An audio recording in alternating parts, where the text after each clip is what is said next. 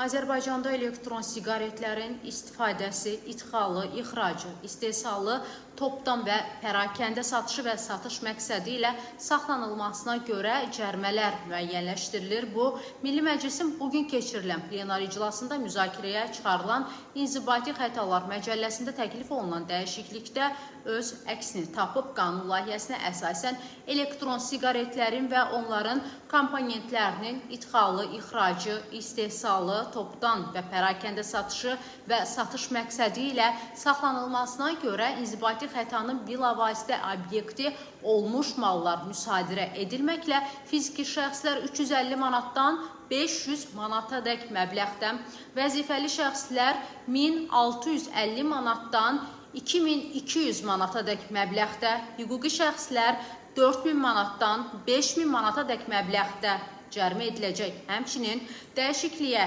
əsasən Azərbaycanda qadağan edilmiş yerlərdə, yəni küçələrdə və digər ictimai yerlərdə elektron siqaretlərin istifadəsinə görə 30 manat məbləğində cərimə tətbiq olunacaq.